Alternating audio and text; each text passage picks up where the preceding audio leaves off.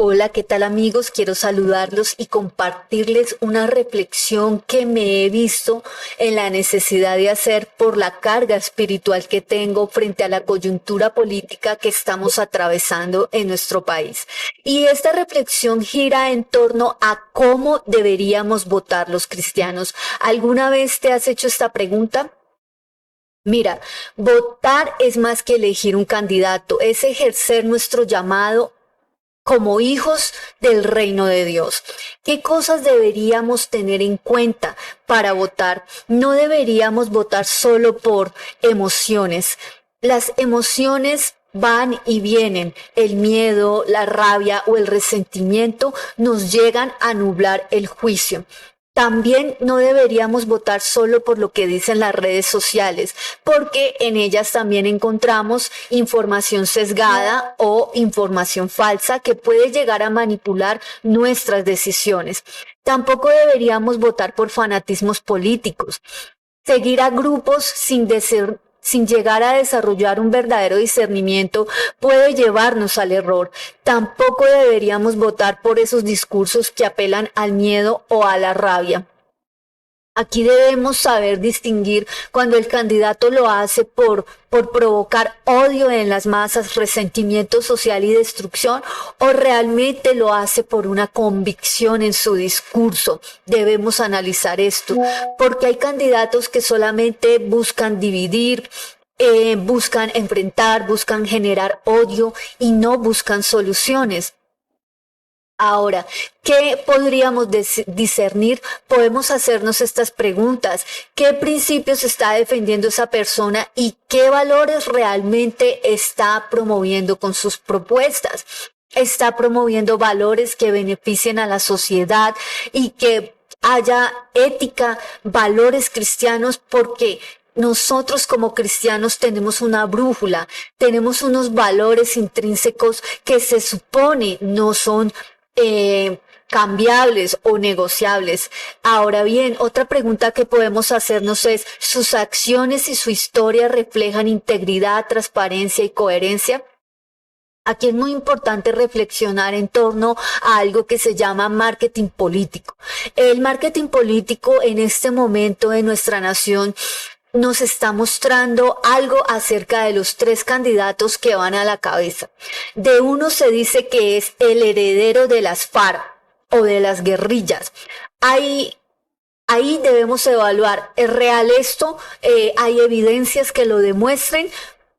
¿Qué información tenemos? Hemos visto que realmente esta persona beneficia a las guerrillas, porque en mi análisis personal he visto pruebas que demuestran esto, que realmente sí hay conexión con estos grupos violentos por parte del candidato. Entonces ahí es donde debemos evaluar eso.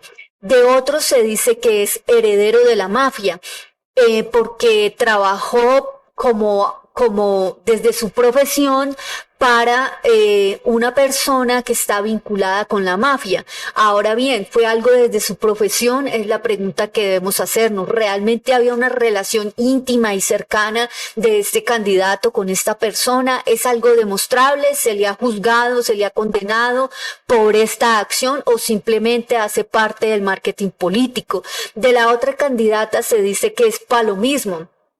Es decir, que es un continuismo de lo que ya hemos tenido en este momento. Se dice que esta persona está haciendo coaliciones con los grupos políticos tradicionales de nuestro país. Esto debemos evaluarlos, con qué grupos se está moviendo, con qué personas que han estado involucradas en escándalos políticos se está moviendo esta persona. Las respuestas a todas estas preguntas nos permiten ver qué tan coherente ha sido esta persona a través del tiempo. Mira, no hay candidato perfecto y desde una filosofía política siempre nos llevan a votar o con la pasión o buscando el mal menor. Todo esto como creyentes debemos discernirlos. Otra pregunta que podemos hacernos es, ¿sus propuestas promueven justicia, dignidad para las personas, verdad, responsable y bienestar para todos? También podemos preguntarnos, ¿lo que representa esta persona está alineado con valores que edifican a la sociedad o la destruyen?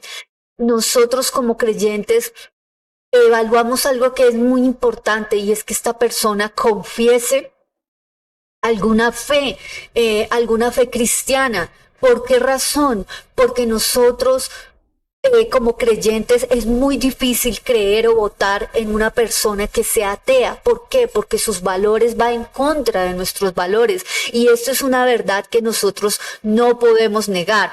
Su liderazgo busca servir o simplemente obtener poder y control. Hay personas que históricamente han estado buscando controlar el pensamiento, controlar las acciones de las personas en nuestro país y nosotros estamos llamados a paz y libertad. Un cristiano no vota desde la conveniencia personal, amigos. Un cristiano no vota desde el odio, sino desde la verdad, desde la justicia y desde el amor propio. Ahora bien, ¿qué dice la Biblia? Proverbios 29:2 dice, cuando los justos gobiernan, el pueblo se alegra, pero cuando gobierna el impío, el pueblo gime. La Biblia nos enseña que el liderazgo debe reflejar el carácter de Dios. El líder justo, sí, no es perfecto, pero es una persona que busca la justicia y busca el bien común. ¿Qué cualidades podría llegar a tener este liderazgo? Integridad, como lo dice Proverbios capítulo 11, versículo 3. Verdad, como lo enseña Juan capítulo 8, versículo 32. Justicia, como lo denuncia Miqueas capítulo 6, versículo 8. Sabiduría, como lo afirma Proverbios capítulo 2, versículo 6. Dominio propio. No estamos hablando que sea el líder de la inteligencia emocional, pero que sepa manejar sus emociones sin perder su carácter, no solamente políticamente correcto, porque en esos políticamente correctos muchas veces encontramos gran hipocresía y una máscara que esconde gran maldad. Amor hacia el prójimo, como lo dice Mateo capítulo 22, versículo 39, y una capacidad de servir y no de dominar, como lo dice Marcos capítulo 10, versículo 45. Ahora quiero hablarte de los gobiernos en la Biblia y de la soberanía de Dios. Dios realmente gobierna la historia. Él puede levantar líderes justos o permitir líderes injustos según su propósito y el corazón de su pueblo. ¿Cómo es esto? Desde lo teológico está la voluntad soberana de Dios y la voluntad permisiva de Dios. En la voluntad soberana Dios establece y levanta líderes. Ejemplos de gobiernos justos tenemos en el Antiguo Testamento al rey David en 2 de Samuel capítulo 8 versículo 15. David reinó sobre todo Israel y administraba justicia y equidad a todo su pueblo. David buscó a Dios, lo consultaba y procuraba justicia para su nación. También tenemos al rey Josías en 2 de Crónicas capítulo 34 versículo 3. ¿Qué hizo Josías? Hizo lo recto ante los ojos de Jehová y anduvo en todos sus caminos como su padre David y no se apartó ni a la derecha ni a la izquierda. Promovió reformas espirituales y llevó al pueblo a volver a Dios. Esto es algo muy clave para nosotros como creyentes. Este líder ¿permite la libertad religiosa o es una persona que pretende cambiar la Constitución y quizás pueda llegar a atacar la libertad religiosa? Son preguntas que debemos hacernos, porque si algo hemos conquistado históricamente como creyentes es precisamente eso, la libertad religiosa. Ahora bien, hablándote de la voluntad permisiva de Dios, hay un ejemplo. Dios permite gobiernos injustos como consecuencia del pecado, de la pérdida de valores, de la deshumanización dentro de un pueblo, dentro de una nación. Tenemos el ejemplo del cautiverio en Babilonia en 2 de Crónicas capítulo 36 versículos 15 al 16. El pueblo cayó en idolatría, cayó en brujería, cayó en injusticia, cayó en corrupción, ignoraron las advertencias de los profetas y endurecieron su corazón. Y por esta razón, Dios permitió que aquellos muros espirituales que cubrían a Jerusalén cayeran y vino la invasión por parte de Babilonia y lo peor fue que el pueblo llevado cautivo. Nosotros ya tenemos un ejemplo muy claro de nuestro país, hermano Venezuela.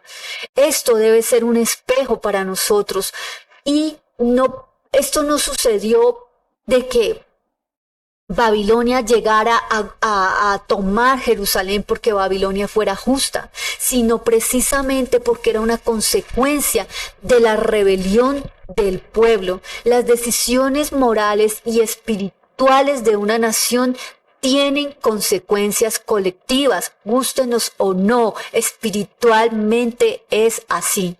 Ahora bien, Dios es soberano sobre todo gobierno, lo dice Salmo capítulo 22, versículo 28 y Daniel capítulo 2, versículo 21. Él es el que establece, Él es el que permite, también corrige. Por eso como cristianos debemos vivir en oración y arrepentimiento continuo y búsqueda de la voluntad de Dios y participar de manera responsable en las elecciones. ¿Cómo debería votar un cristiano? Número 1, en oración, pero también con discernimiento, porque la oración no reemplaza investigar, tener pensamiento crítico. La espiritualidad madura también analiza, compara y discierne. Número 2, evaluando principios y carácter. No basta con discursos bonitos, el carácter de la persona cuenta, la historia y las acciones también hablan. Número 3, pensando en el bienestar colectivo. La fe cristiana no busca solo beneficios personales, sino justicia, cuidando del vulnerable y también de la contribución social, de la equidad. Yo soy una persona que en lo personal no creo en la igualdad. La igualdad no existe en ninguna especie del planeta Tierra. Existe la equidad, darle a cada quien lo que necesita. ¿Sí? No igualdad. Esto filosóficamente no es sostenible.